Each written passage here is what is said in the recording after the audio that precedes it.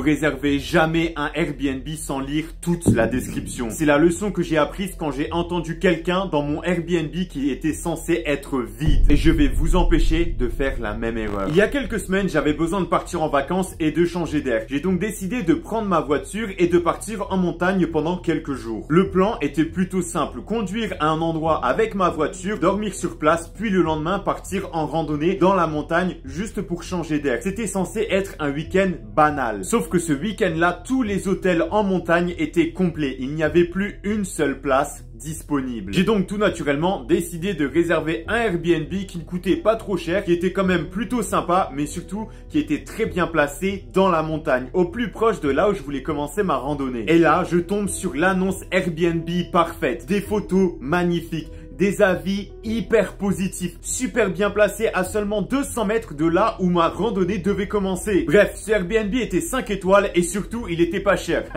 Les mecs, je suis fauché, c'est pas ma faute. Mais je dois vous avouer dès le départ que le prix du Airbnb aurait dû me mettre la puce à l'oreille. Étant donné que tous les hôtels étaient pleins, j'avais trouvé cette pépite sur Airbnb. J'ai donc décidé de la réserver hyper rapidement sans lire l'intégralité de l'annonce et vous allez le voir, je vais très vite regretter mon choix. Les jours passent et on arrive, c'est le jour du départ. Je prends donc ma voiture et j'arrive tranquillement du coup à mon Airbnb. J'ai avec moi dans ma voiture toutes mes affaires. Mon sac à dos, ma couverture, mon doudou, de la nourriture et quand j'arrive devant le Airbnb, étonnamment, il est exactement comme sur les photos. Donc, j'ai du mal à comprendre pourquoi est-ce qu'au final, il était aussi peu cher. J'appelle donc le propriétaire pour lui annoncer que je suis devant le Airbnb. Il me dit que la clé est sous le paillasson. Je trouve la clé en moins de 10 secondes. J'ouvre la porte, je rentre et là, première impression, ça sent la nourriture. Ça sent la bouffe chinoise. Je suis désolé pour ceux qui adorent ça, mais il y a une odeur vraiment particulière. Bon, je me dis que c'est peut-être les personnes qui étaient avant moi qui se sont fait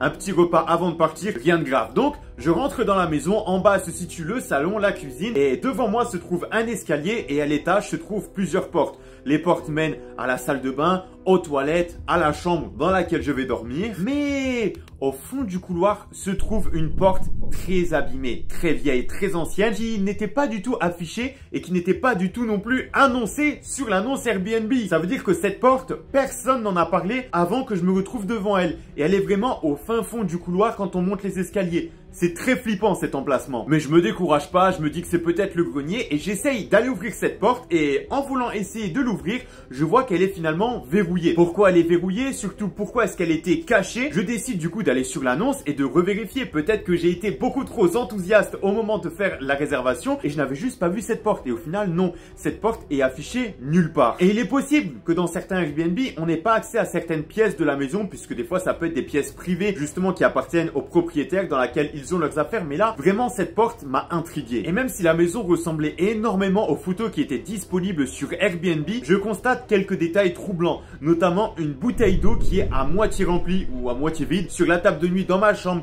une paire de chaussettes qui traîne dans la salle de bain. Et je me dis quand même, c'est vraiment étrange tout ça. En plus de ça, il y a une porte hyper flippante. Et là, mon côté parano, il commence à prendre le dessus. Mais très vite, je me dis, écoute, de toute façon, tu es seulement là pour la nuit. Le lendemain, tu vas partir en randonnée. Peut-être que tu as trop travaillé ces dernières semaines. Tu dois profiter et tu dois surtout te décontracter. Je reprends donc le cours de ma vie. Je mange quelque chose que j'avais préparé qui était dans mon sac. Je vais me brosser les dents et je vais me poser dans le lit. Je commence à scroller un petit peu des vidéos sur mon téléphone. Et là, je n'arrive vraiment pas à sortir cette fichue porte de ma tête. Je ne fais que d'y penser. Je décide donc de me rendre devant cette porte. J'y colle discrètement mon oreille et j'entends un léger bruit. Je ne saurais pas vous l'expliquer, mais un bruit tellement léger que dans ma tête, je ne sais même pas différencier est-ce que ce bruit vient de derrière la porte ou est-ce que c'est mon esprit qui me joue des tours. Vous le savez, des fois ça arrive, par exemple quand on est dans la douche, on entend tous des bruits un petit peu bizarres comme s'il y avait des gens qui étaient en train de hurler dans la maison alors qu'il n'y a personne. L'esprit humain, des fois, il faut pas trop se questionner. Est-ce que je devais partir, rester, ignorer cette porte? Dans le doute, j'ai pris une photo de la porte et j'ai envoyé justement des photos à mes meilleurs amis en leur disant: les gars, s'il m'arrive quelque chose, sachez que ce n'est pas un accident et que c'est sûrement cette porte qui en sera responsable. Mais après, au final, avoir échangé avec plusieurs de mes amis et notamment mon meilleur ami, ça me permet un petit peu dans mon esprit de me calmer, de revenir sur terre et je décide finalement d'aller dormir en bas sur le canapé pour être le plus loin possible de cette porte. Et je m'endors tranquillement jusqu'à 1h du matin. C'est vraiment l'heure maudite pour se réveiller. Et mon esprit est en train de repenser à tous les films et séries que j'ai pu voir où il y avait des portes étranges et je peux pas m'empêcher de me lever. Seulement, quand je me lève, je fais tomber mon téléphone et ça fait un bruit dans la maison. Et je voulais pas préciser, mais la pièce qui se trouve justement derrière cette porte est juste au-dessus de moi à ce moment-là. Et après avoir fait tomber mon téléphone, j'entends des bruits très rapides. Boum, boum, boum, boum, boum. Instantanément, après moi-même avoir fait du bruit. J'entends ces bruits pendant à peu près une vingtaine de secondes et ensuite pendant à peu près 5 minutes, plus rien. Un silence. Mais je me dis que ça peut aussi simplement être un animal. J'ai fait tomber mon téléphone, j'ai fait du bruit. Un animal qui était en haut derrière cette porte pouvait simplement avoir lui-même eu peur et avoir commencé à courir un petit peu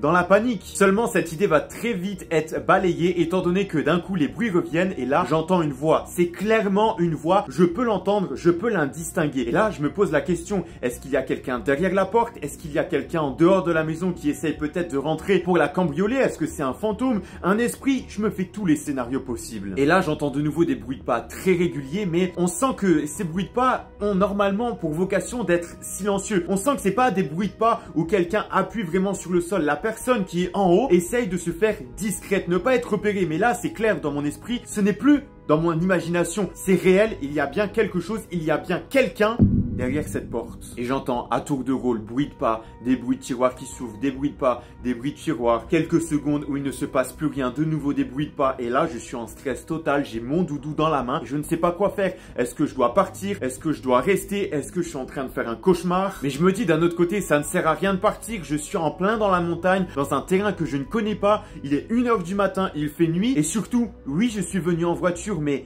mes affaires sont toutes en haut dans la chambre avec mes clés de voiture. Je décide donc que je dois me défendre. Et finalement, malgré les moments de silence et les moments de bruit, j'arrive à prendre mon courage à deux mains, je me lève et j'arrive à me rendre dans la cuisine pour me saisir d'un couteau. Et à ce moment-là, je me dis que on est un petit peu comme dans les films. Vous savez, quand il y a des moments où il n'y a plus aucun bruit et j'ai l'impression que la personne va surgir de derrière moi et va venir me tuer ou pire, va me torturer. Finalement, je coupe mon téléphone pour ne plus faire de bruit, plus faire de lumière et j'écoute attentivement. Car finalement, le noir nous offre à tous les deux un avantage. Moi, certes, je suis caché et peut-être que la chose ou la personne qui est dans la maison pourrait passer très proche de moi sans forcément me voir. Mais moi, je ne vois pas. Ce qui veut dire que je pourrais aussi très facilement être pris par surprise. Et soudainement, je distingue une ombre dans les escaliers. C'était clairement une silhouette humaine. Donc, j'en suis sûr, il y a bien un humain avec moi dans cette maison. Je suis dans un état, je ne peux même pas vous le décrire. Je décide donc vraiment de prendre le couteau, de le serrer le plus fort possible. Mais je suis en train de penser, je ne sais pas me battre. Donc dans tous les cas, je suis fichu. L'ombre descendait petit à petit les escaliers et le temps était comme figé. Qui était cette personne? Est-ce que c'était une femme de ménage? Est-ce que c'était un cambrioleur? Est-ce que c'était un serial killer? Qui est cette personne? Mais surtout, qu'est-ce qu'elle me veut? Pourquoi elle est là dans mon Airbnb que j'ai réservé? Et enfin, en bas des escaliers, l'ombre s'arrête et ne bouge plus pendant quelques secondes. Moi, je suis toujours derrière le comptoir de la cuisine, terrifié, le couteau à la main. Et après 20 secondes, l'ombre commence à se diriger vers la porte de derrière et je me dis, c'est mon moment. Je regarde la porte d'entrée, la porte de devant par laquelle je suis rentré. Je calcule un petit peu la distance, combien de secondes il me faudrait pour mettre la clé directement dans la serrure, le temps d'ouvrir la porte et essayer de m'enfuir dans la forêt, dans la montagne que je ne connais pas. À ce moment-là, je m'en fous de mes affaires qui sont dans ma chambre. Je veux juste survivre. Je prends donc mon courage à deux mains. Je fais un premier pas et problème, le sol était en bois et craque sous mon poids. Et là, l'ombre s'arrête de nouveau. La personne écoute attentivement. Elle a entendu le bruit et moi, à ce moment, je décide du coup de ne plus faire un second pas. Mais il y a un problème. Je suis à découvert désormais. Je ne suis plus derrière le comptoir de la cuisine. Il suffit juste à l'ombre de se retourner et il me verrait directement. Et à ce moment-là, l'ombre continue de marcher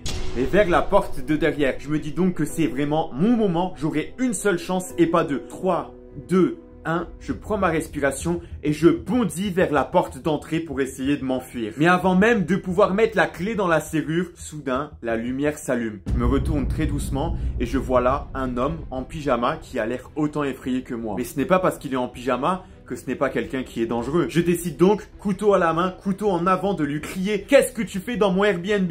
Et là, il me répond « qu'est-ce que toi tu fais dans mon Airbnb? Et là, je me pose 10 000 questions dans ma tête. Et donc, je lui pose la question. Je lui dis, mais c'est mon Airbnb, c'est moi qui l'ai réservé. Et il me répond, non, c'est moi qui ai réservé la chambre de ce Airbnb en haut. Il décide de sortir doucement son téléphone. J'ai même un coup de panique en lui disant que j'allais lui lancer le couteau dessus. Et il me dit que non, il veut juste me montrer la réservation qu'il a faite pour le Airbnb. Et à ce moment-là, je me demande, est-ce que j'ai bien lu l'annonce? Et en relisant l'annonce sur mon téléphone, je l'ai bien gardé à distance. Je vois qu'il y a écrit salle de bain et toilette partagée. En fait, je n'ai pas loué toute la maison, mais seulement une seule chambre du Airbnb. Tout le reste de la maison est à partager avec d'autres personnes. J'ai donc progressivement baissé mon couteau et je lui ai demandé, donc tu es bien quelqu'un qui est juste là pour dormir, tu ne veux pas me faire de mal? Et il me dit que non, mais lui avait bien lu l'annonce, il était au courant que d'autres personnes pouvaient venir dans la maison dormir, seulement il ne comprenait pas pourquoi je n'avais pas allumé la lumière. C'est vrai que j'ai eu un comportement assez suspect. Et finalement, on a commencé à rigoler ensemble et on a même regardé un film justement sur le canapé puisque